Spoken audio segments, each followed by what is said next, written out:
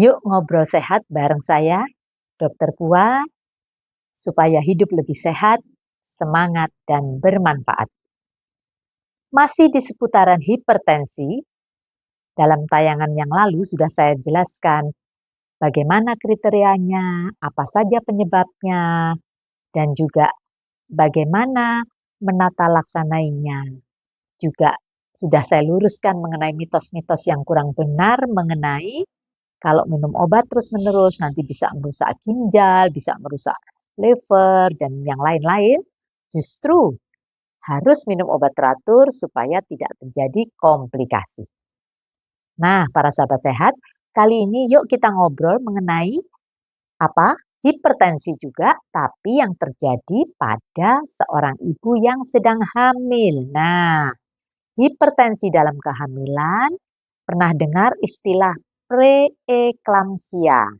Ya, kalau ngomong masalah preeklamsi, bayangan kita langsung apa? Hamil, tekanan darah tinggi, bahkan sampai kejang, ya.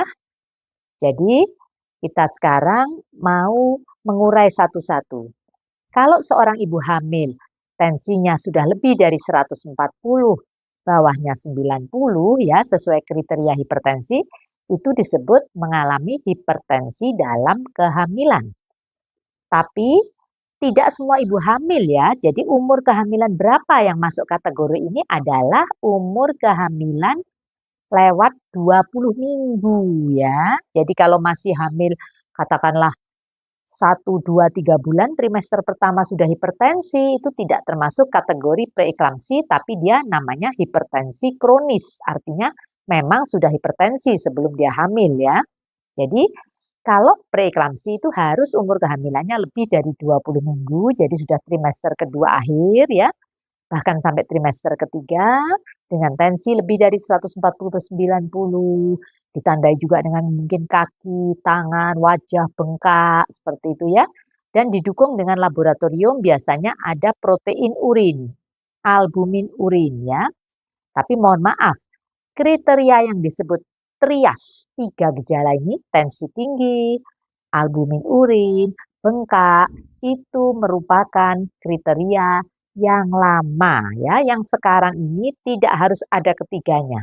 Asal tensinya saja sudah tinggi dan dia hamil lebih dari 20 minggu bisa sudah dikategorikan mengalami preeklamsia. Nah, para sahabat sehat, tentu ada yang bertanya, kenapa ya dokter? Wong nggak pernah punya darah tinggi. Orang tua juga nggak punya genetik hipertensi. Kenapa kok tiba-tiba hamil tua kok tensinya tinggi? Apa penyebabnya? Nah, para sahabat sehat, banyak teori.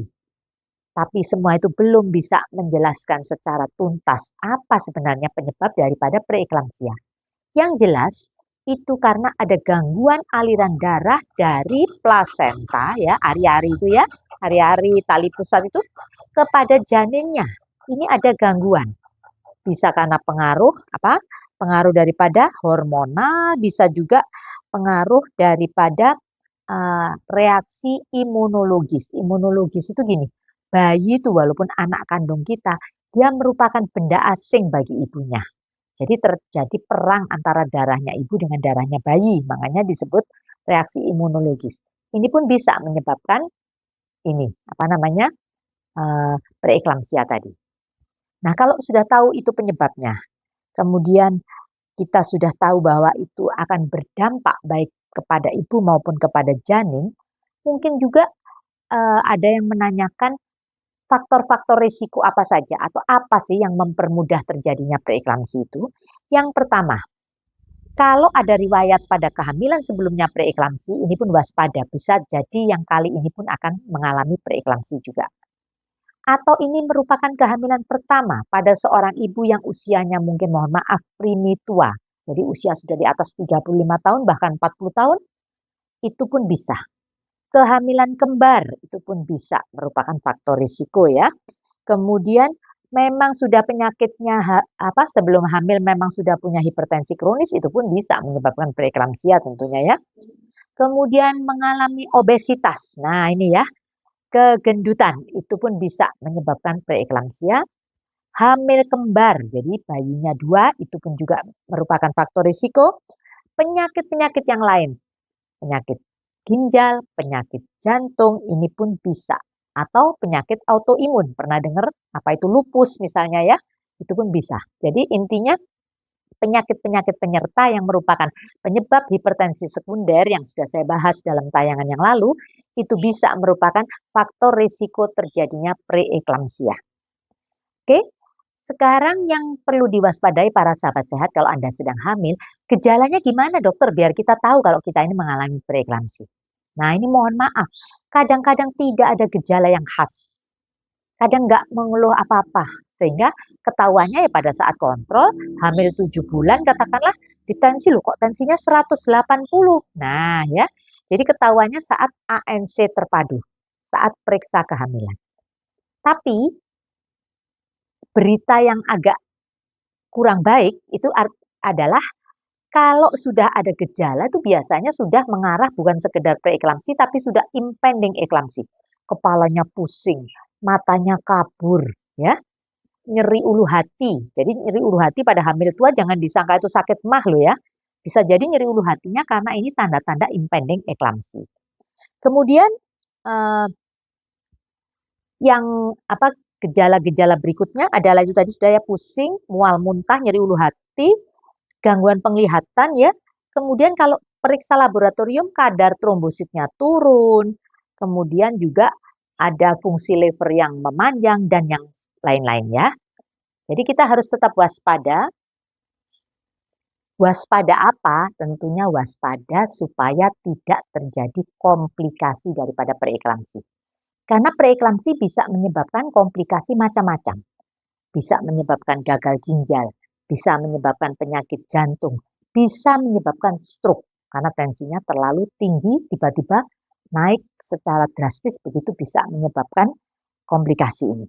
Bahkan kalau terjadi eklamsi, yaitu kejang sampai tidak sadarkan diri, bisa berakhir dengan kematian. Mohon maaf. Jadi sekali lagi saya tidak nakut-nakuti, komplikasi ini bisa terjadi. Oleh sebab itu tugas kita adalah mendeteksi sedini mungkin melalui ANC tadi, periksa hamil yang betul, supaya bisa terdeteksi secara awal dan bisa dicegah terjadinya komplikasi. Nah tentunya para sahabat sehat tanya, apa bisa dicegah dokter? Tetap bisa ya, kalau sudah ada faktor risiko dokter akan memberikan contoh nih, hamil 3 bulan mulai diberikan golongan aspirin, diberikan kalsium yang cukup tinggi dosisnya, diberikan golongan vitamin D, diberikan vitamin yang mengandung DHA, semua itu tujuannya untuk mencegah preeklamsia. Ya. Tapi kalau sudah terlanjur kena, itu pun penata laksanaannya ada 2 macam. Yang pertama adalah konservatif, artinya masih prematur, jadi tidak memungkinkan bayi ini dilahirkan katakanlah 6 bulan. Kan nggak mungkin ya. Jadi sebisa mungkin dilakukan penata laksanaan konservatif, tidak dilahirkan, diberi obat-obatan sehingga tensinya bisa turun. Tapi kalau hamilnya memang sudah aterm 37 minggu ke atas, tentunya dilakukan yang namanya terminasi. Nah ini jadi pertanyaan lagi, dokter, kalau tensinya tinggi saat hamil, preeklamsi itu apa harus operasi? Saya jawab tidak harus. Anda bisa lihat di konten saya baik di YouTube yang lalu maupun di itu sudah saya jelaskan testimoni daripada pasien saya di klinik di Turen waktu itu dengan tensi 180/100 dengan penata laksanaan yang bagus, diberi obat penurun tensi dan akhirnya dilakukan induksi persalinan masih bisa lahir normal. Jadi tidak benar yang mengatakan bahwa kalau tensi tinggi harus operasi. Belum tentu ya. Karena sekali lagi tergantung indikasi obstetrik yang lainnya. Sekali lagi, sesar itu ada indikasi ibu, ada indikasi bayi. Kalau pasien saya yang berhasil lahir normal itu memang itu anak kedua apa ketiga lupa saya ya. Tapi yang jelas tensinya berhasil dikendalikan dengan obat dan akhirnya induksi lancar lahir normal bayinya 3,5 kg. Ya. Oke. Kemudian sudah saya katakan bisa konservatif dengan obat-obatan tidak kesusu dilahirkan kalau bayinya memang masih prematur. Tapi kalau sudah genap bulan dilahirkan. Karena kalau yang normal begitu bayi lahir, plasenta lahir, maka preeklamsi ini akan sembuh ya. Akan sembuh dalam arti tensinya kembali normal. Sebaliknya kalau sudah selesai nifas, tetap nggak turun-turun tensinya, harus konsultasi ke dokter penyakit dalam. Jangan sampai berubah menjadi hipertensi kronis ya. Paham ya para sahabat sehat ya? Jadi Asalnya preeklamsi karena kehamilan, kalau bayi udah lahir, plasenta udah lahir tetap masih tinggi, harus konsultasi. Oke, jadi sekali lagi, tensi tinggi pada kehamilan namanya preeklamsi, kita sudah tahu apa itu, penyebabnya apa, pencegahannya bagaimana, dan yang terpenting kalau Anda hamil dengan diagnosa preeklamsi, jangan panik, itu nomor satu, tapi harus nurut nasihat dokter. Ditata laksanai harus nurut, kalaupun harus diterminasi juga nurut. Yang penting kan ibu selamat, bayi pun sehat. Itu kan tujuan daripada kehamilan. Oke, saya rasa bincang-bincang kita ngobrol sehat bareng saya Dokter Puas, saya akhiri sampai di sini perihal ini, hipertensi dalam kehamilan. Kalau Anda kurang jelas, silakan tulis di kolom komen supaya bisa kita jadikan bahan bahasan atau bahan ngobrol di edisi selanjutnya. Oke, salam sehat selalu.